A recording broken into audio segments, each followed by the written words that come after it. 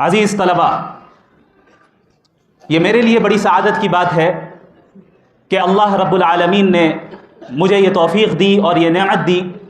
کہ میں آج دارالعلوم ندوۃ العلماء کی مسجد میں اپنے اساتذہ کرام کی موجودگی میں آپ حضرات سے مخاطب ہوں۔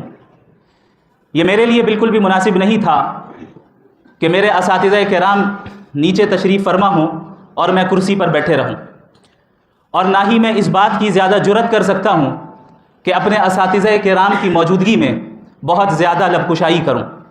لہٰذا اپنے اساتذہ کے حکم پر میں آپ حضرات کے سامنے چند باتیں مختصر انداز میں عرض کرنا چاہوں گا۔ جو آیت کریمہ میں نے ابھی آپ کے سامنے پڑھی، یہ آیت ایک ایسی آیت ہے جس کے متعلق حضرت مولانا ابو الحسن علی الحسنی الندوی رحمۃ اللہ علیہ نے فرمایا کہ یہ آیت در حقیقت مستقل ایک معجزہ ہے۔ یہ ایک ایسی آیت ہے جس میں ہم سے اور آپ سے یہ مطالبہ کیا گیا کہ ہم ربانیین بنیں، اور حضرت نے اس طرف اشارہ فرمایا کہ آخر کیا وجہ ہے کہ لفظ ربانی کا ہی انتخاب اللہ نے فرمایا۔ یہ بھی کہا جا سکتا تھا کہ علماء کا لفظ استعمال کر لیا گیا ہوتا یا کوئی اور لفظ استعمال کر لیا گیا ہوتا، لیکن اللہ نے ربانیین کا لفظ استعمال کیا۔ ربانی وہ شخص ہوتا ہے، ربانی وہ عالم ہوتا ہے، ربانی وہ فرد ہوتا ہے جس کے اندر جو خود تربیت یافتہ بھی ہو اور دوسروں کی تربیت کرنے کی صلاحیت بھی اس کے اندر پائی جاتی ہو۔ یہ وہ شخص ہوتا ہے جو دین کی تعلیم بھی حاصل کرتا ہے اور دینی تعلیم کی نشر و اشاعت کے لیے جد و جہد بھی کرتا ہے اور اپنا احتساب بھی کرتا رہتا ہے اور اپنی ایمانی قوت میں اضافہ کرتے رہنے کی کوشش کرتا رہتا ہے۔ لہٰذا قرآن کریم کی یہ آیت ہم سے اور آپ سے یہ مطالبہ کرتی ہے کہ ہم اگر کسی ادارے میں، اور بالخصوص دارالعلوم ندوۃ العلماء جیسے ادارے میں طالب علم کی حیثیت سے موجود ہیں، تو ہم یہاں اس بات کی بھرپور کوشش کریں کہ ہم اپنی شخصیت کس طرح بنا پائیں۔ جس طرح اللہ رب العالمین چاہتا ہے اس طرح ہم اپنی شخصیت کو کس طرح ڈھال پائیں، کس طرح ہم ایسے افراد بن جائیں جو خود کے لیے بھی سیدھے راستے کی طرف وہ چلنے والا ہو اور تمام انسانیت کو سیدھا راستہ دکھانے والا بھی ہو۔ چونکہ یہ دین اسلام ایک ایسا دین ہے جو انفرادی دین نہیں ہے بلکہ اجتماعی دین ہے۔ یہ امت کوئی ایسی امت نہیں ہے جسے صرف اپنے لیے بھیجا گیا ہو، بلکہ یہ امت وہ امت ہے جسے تمام انسانوں کی ہدایت کے لیے بھیجا گیا۔ اور یہی وجہ ہے کہ قرآن کریم میں اللہ رب العالمین نے فرمایا کہ کنتم خیر امت اخرجت للناس۔ یہ نہیں کہا کہ تمہیں صرف مسلمانوں کے لیے نکالا گیا، یہ نہیں کہا کہ تمہیں صرف تمہارے گھر والوں کے لیے بھیجا گیا یا تمہارے خاندان والوں کے لیے بھیجا گیا یا تمہاری اپنی ذات کے لیے بھیجا گیا، نہیں، تم تمام انسانوں کے لیے بھیجے گئے ہو۔ اس ذمہ داری کو سمجھنا ہے اور اس کی اہمیت ہمیں جاننا ہے اور اس کی قدر ہمیں کرنا ہے۔ کیونکہ پوری دنیا آپ کی محتاج ہے، پوری دنیا کو ایسے افراد کی ضرورت ہے جو اسے تاریکیوں سے نکالے اور ہدایت کی طرف لے آئے، اور یہ کام ظاہر ہے آپ حضرات کے کندھوں پر اس کی ذمہ داری ہے۔ اللہ رب العالمین کا فضل ہے کہ آپ حضرات اس ادارے میں پڑھتے ہیں، اور میں سمجھتا ہوں کہ میرے لیے میرے والدین کا جو سب سے اہم اور سب سے صحیح فیصلہ رہا اور سب سے صحیح ڈیسیجن رہا، وہ فیصلہ یہ تھا کہ انہوں نے میرا داخلہ دارالعلوم ندوۃ العلماء میں کروایا۔ دارالعلوم ندوۃ العلماء کسی عام مدرسے کی طرح ایک مدرسہ نہیں ہے، بلکہ یہ ایک فکر ہے، ایک مشن ہے، ایک مقصد ہے اور ایک منہج ہے جس کو اختیار کر کے ہم موجودہ زمانے میں حالات کے تقاضوں کا لحاظ رکھتے ہوئے پوری امت بلکہ پوری انسانیت کی صحیح رہنمائی کر سکتے ہیں۔ دارالعلوم ندوۃ العلماء ہی دراصل سبب ہے ان تمام ٹوٹی پھوٹی صلاحیتوں کا جو اس وقت میرے پاس جو مجھے اللہ نے عطا کی ہیں۔ دارالعلوم ندوۃ العلماء نے در حقیقت مجھے بولنے کا سلیقہ دیا، ندوۃ العلماء نے در حقیقت لباس پہننے کا سلیقہ دیا، ندوۃ العلماء نے مجھے لوگوں سے گفتگو کرنے کا سلیقہ دیا، ندوۃ العلماء نے مسلمانوں کے ساتھ تعامل کرنے کا سلیقہ دیا، ندوۃ العلماء نے غیر مسلموں کے ساتھ اچھے اخلاق سے پیش آنے کا سلیقہ دیا، ندوۃ العلماء نے اسلام کی حقانیت کو جدید انداز میں پیش کرنے کی صلاحیت اور جدید انداز میں پیش کرنے کا سلیقہ دیا، ندوۃ العلماء نے تفقہ فی الدین کی اہمیت سکھائی، ندوۃ العلماء نے اپنے بڑوں کی قدر کرنا سکھایا، ندوۃ العلماء نے اپنے والدین کی اطاعت کرنا سکھایا، ندوۃ العلماء نے قرآن کریم کو غور و فکر کے ساتھ پڑھنے اور سمجھنے کا سلیقہ عطا کیا، ندوۃ العلماء نے احادیث کے ساتھ مشغول رہنے کا سلیقہ سکھایا، ندوۃ العلماء نے یہ بتایا کہ تم صرف دیندار نہیں بلکہ باشعور دیندار ہو۔ ندوہ صرف دینداری کا نام نہیں ہے، ندوہ انسان کے اندر شعور کو پیدا کرتا ہے، ایک ایسا شعور پیدا کرتا ہے جس شعور کی اس امت کو ضرورت ہے، اور اس امت کے ہر فرد کو اس شعور کو اختیار کرنا ضروری ہے۔ حضرت مولانا ابو الحسن علی الحسنی الندوی رحمۃ اللہ علیہ نے فرمایا کہ یہ کافی نہیں ہے کہ ہم اور آپ صرف دل سے مومن بنیں، بلکہ دماغ کا مومن ہونا بھی ضروری ہے۔ صرف دل کا مومن ہونا کافی نہیں ہے کہ آپ جذبات میں آئیں اور جذباتی انداز میں بات کریں اور جذباتی انداز میں دین کی اشاعت کریں اور صرف جذباتیت کا ہی مظاہرہ کریں، بلکہ ضروری یہ بھی ہے کہ ہم اور آپ عقلی طور پر اور انٹلیکچول سطح پر باشعور ہوں۔ میں بغیر کسی فخر کے تحدیث بن نعمت کے طور پر اور اس کمال کی نسبت اللہ رب العالمین کی طرف کرتے ہوئے اور اس کے بعد اپنے اساتذہ کی محنتوں کی طرف کرتے ہوئے میں یہ عرض کرنا چاہتا ہوں کہ ابھی جو مناظرہ ہوا، اس مناظرے کی ویڈیوز میں آپ نے کمنٹس پڑھے ہوں گے، آپ نے لوگوں کے تاثرات دیکھے ہوں گے اور سنے ہوں گے۔ ابھی میں دلی کے ایئرپورٹ میں تھا، وہاں پر چند غیر مسلمان میرے پاس آئے اور انہوں نے کہا کہ ہمیں بڑی خوشی ہوئی کہ آپ نے مذہب کا مقدمہ رکھا، اور اس انداز میں رکھا کہ ہمیں تعجب ہوا کہ کوئی مدرسے کا اسٹوڈنٹ بھی اس طریقے سے بات کر سکتا ہے۔ آپ ناراض نہیں ہوئے، آپ نے اس شخص کی شخصیت کا خیال رکھا، آپ نے ان کا احترام کیا۔ میں بغیر کسی مبالغے کے یہ کہتا ہوں کہ یہ سلیقہ مجھے ندوۃ العلماء نے عطا کیا، یہ سلیقہ مجھے میرے اساتذہ کرام نے سکھایا، یہ وہ سلیقہ ہے جو مجھے ان حضرات کی جوتیاں سیدھی کرنے کی برکت اور نتیجے میں حاصل ہوا، یہ وہ سلیقہ ہے جسے اللہ نے اپنے فضل سے عطا کیا، باوجود اس کے کہ میں اس کا اہل نہیں تھا اور اس کے لیے میں غیر مستحق تھا۔ ذالک فضل اللہ یؤتیہ من یشاء واللہ ذو الفضل العظیم۔ میں جب ندوۃ العلماء میں آیا تو چند اہم چیزیں میں آپ کے ساتھ شیئر کرنا چاہتا ہوں، اور یہ بھی صرف اس لیے کہ آپ کو ترغیب ملے کہ آپ کو اس ادارے میں رہ کر کس طرح دین کا کام کرنا ہے اور دین کو سیکھنا ہے۔ میں ایک ایسے گھرانے سے تعلق رکھتا ہوں جہاں الحمدللہ مالی حالات بھی مستحکم ہیں اور اسٹیبل ہیں، اور میرا جو لائف اسٹائل رہا ندوۃ العلماء میں آنے سے پہلے وہ مدرسے کے لائف اسٹائل سے بہت مختلف تھا۔ جب میں نے ندوۃ العلماء میں داخلہ لیا تو مجھے یہاں پر بہت سی پریشانیوں کا سامنا کرنا پڑا۔ مثال کے طور پر لکھنؤ کی گرمی سے کون واقف نہیں ہے، اور میں اس بات کا عادی تھا کہ دن کا اکثر حصہ میں ایئر کنڈیشن روم میں گزارتا تھا۔ یہاں صورتحال میرے لیے اتنی سخت ہو گئی تھی کہ بسا اوقات اس شدید گرمی میں، ابھی مجھے نہیں معلوم کہ اس کیمپس کے انفراسٹرکچر کا اس کی کیا صورتحال ہے، اس وقت وہاں جو ایک مارکیٹ ہے، مارکیٹ کہتے ہیں اسے، اس کے قریب ایک اے ٹی ایم ہوا کرتا تھا، ابھی بھی ہے، اس اے ٹی ایم میں ایئر کنڈیشن بھی تھا، ابھی بھی ہے الحمدللہ۔ تو جب مجھے شدید گرمی لگتی اور برداشت کے باہر یہ گرمی ہو جایا کرتی، میں 5 منٹ کے لیے اے ٹی ایم میں چلا جایا کرتا تھا کہ کم از کم کچھ سردی مل جائے، اور یہ میرے لیے اس کا تحمل بہت مشکل تھا۔ میں جب یہاں پر موجود تھا، یہاں کا کھانا مجھے سوٹ نہیں کرتا تھا، میں کینٹین سے خریدتا، کبھی باہر سے منگاتا، کوئی کھانا مجھے سوٹ نہیں کرتا۔ پھر ایسی صورتحال آئی کہ ہمارے ذاکر کینٹین میں اور ایک اور جو کینٹین ہے وہاں پر صرف بن اور آملیٹ کھاتا تھا میں، بریک فاسٹ میں بھی، ناشتے میں بھی، لنچ میں بھی اور ڈنر میں بھی۔ اور چونکہ گھر میں عادی تھا کہ ایسا پانی پیوں جو فلٹرڈ ہو، تو اس ناحیے سے بھی بڑی دشواریوں کا سامنا کرنا پڑا۔ بسا اوقات ایسا وقت بھی آیا کہ میں مجبوراً صرف گلے کی خشکی کو، یعنی گلے کو تر کرنے کے لیے چند قطرے صرف ڈال دیا کرتا تھا کہ کم از کم گلا تر ہو جائے، لیکن میں اسے پی بھی نہیں پا رہا ہوں۔ یہ بتانے کا مقصد یہ ہے کہ یہ مرحلہ میرے لیے آسان نہیں تھا اور بہت مشکل تھا، یہاں تک کہ میں آپ کہہ سکتے ہیں کہ شیطانی وسوسوں میں مبتلا ہو کر اس نتیجے تک پہنچ چکا تھا کہ شاید اب میں اپنی تعلیم کو جاری نہ رکھ پاؤں اور واپس چلا جاؤں۔ میں نے اپنے والد محترم سے بات کی اور مجھے یاد ہے کہ اس وقت جب میں نے بتایا کہ میں نہیں رہ پا رہا ہوں، مجھ سے نہیں ہو پائے گا، یہ میری طاقت کے باہر کی چیز ہے، مجھے واپس آنا ہے، میرے والد صاحب حفظہ اللہ تعالی بہت زور سے رونے لگ گئے، بہت زور سے، اور میں گھبرا گیا ان کی آواز سن کر، اور انہوں نے یہ کہا کہ بیٹا اگر آج پیچھے ہٹ گئے تو آگے نہیں بڑھ پاؤ گے۔ یہ وہ جملہ تھا جو آج تک میرے کانوں میں گونجتا ہے، اور یہ وہ جملہ تھا جس نے مجھے تیار کر دیا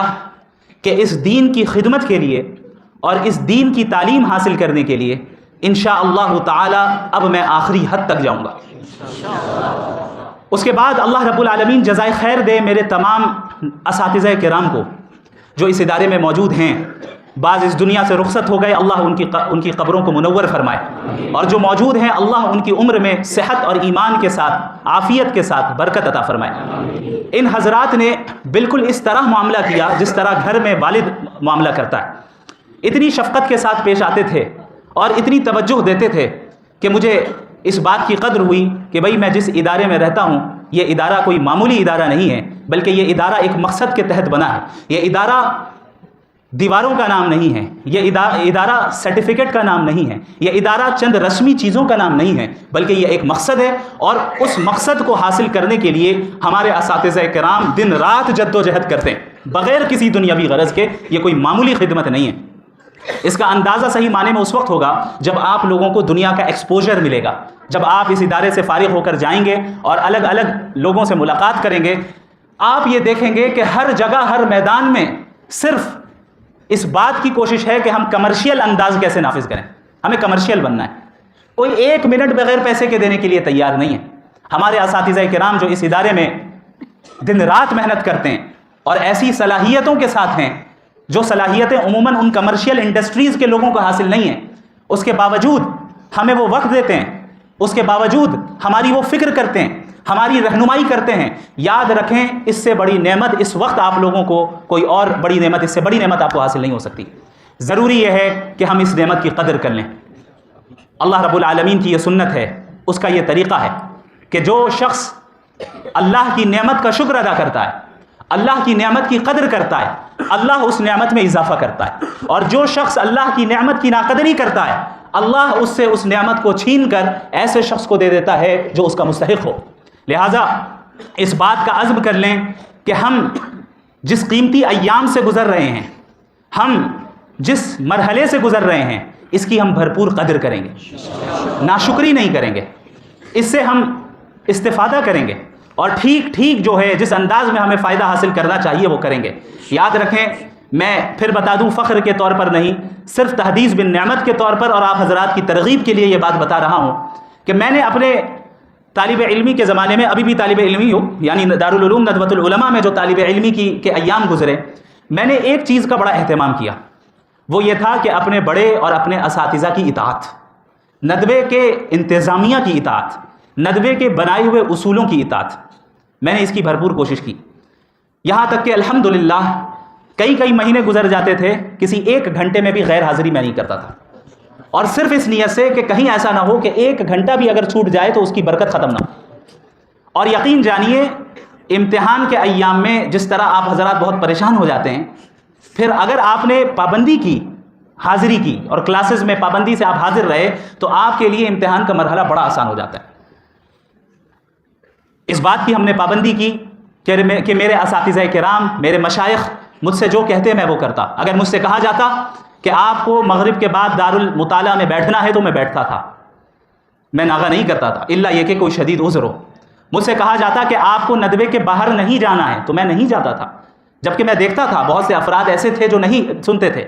جو اساتذہ کی اطاعت نہیں کرتے تھے، وہ چلے جاتے تھے یا اسے سمجھتے تھے کہ ہم پر زیادتیاں ہو رہی ہیں، ہمیں قید کر دیا گیا ہے، لیکن آج مجھے اس کے پیچھے کی حکمتیں سمجھ میں آتی ہیں کہ ہمارے اساتذہ کرام کیوں ہمیں اس بات کا پابند بناتے تھے کہ آپ کو ندوے کے کیمپس کے باہر نہیں جانا ہے، آپ کو مغرب سے عشاء تک دارالمطالعہ میں بیٹھنا ہے تو بیٹھنا ہے، آپ کو نمازوں کی پابندی کرنی ہے تو کرنی ہے، کلاسز میں غیر حاضری نہیں کرنی ہے تو نہیں کرنی ہے۔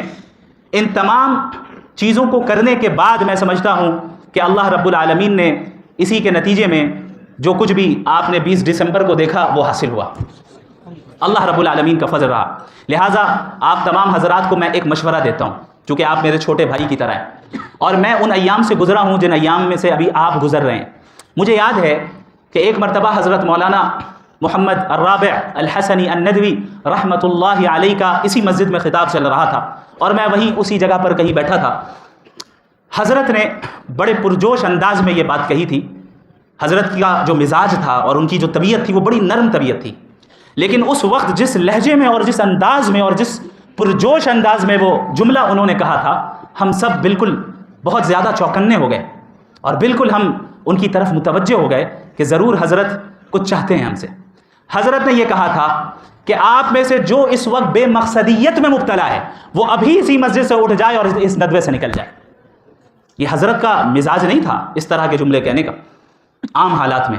لیکن حضرت نے یہ جملہ کہا تھا۔ آپ اس سے اندازہ لگائیں کہ کس کڑھن کے ساتھ جو ہے یہ جملہ کہا ہوگا، کس درد کے ساتھ یہ جملہ کہا ہوگا، کس امید کے ساتھ یہ جملہ کہا ہوگا کہ آپ اگر اس ادارے میں ہیں اور ندوۃ العلماء آپ کی ہر اعتبار سے خدمت کر رہا ہے تو وہ آپ سے کچھ چاہتا ہے، اور وہ اپنے لیے نہیں چاہتا۔ ادارے کے اساتذہ اپنے ذاتی مفاد آپ سے کچھ نہیں چاہتے، وہ یہ چاہتے ہیں کہ آپ بن جائیں اور ایسی شخصیات بن جائیں جو پوری دنیا کی قیادت آپ کے ہاتھ میں ہو، جن کے ہاتھوں میں پوری دنیا کی قیادت ہو۔ تو لہٰذا سب سے پہلی چیز یہ ہے کہ بے مقصدیت کی وبا سے باہر نکل آئیں۔ یہ ایک وبا کی طرح یہ چیز پھیلتی کہ کوئی مقصد ہی نہیں ہے، بس گھر والوں نے بھیج دیا، آ گئے، پڑھ رہے ہیں، اب چاہے ہمارا کوئی مقصد ہو یا نہ ہو، بس گھر والوں نے بھیج دیا، آگے کچھ اور کرنے کو ہے نہیں، کچھ اور کر نہیں سکتے تو چلو مدرسے چلتے ہیں۔ یاد رکھیں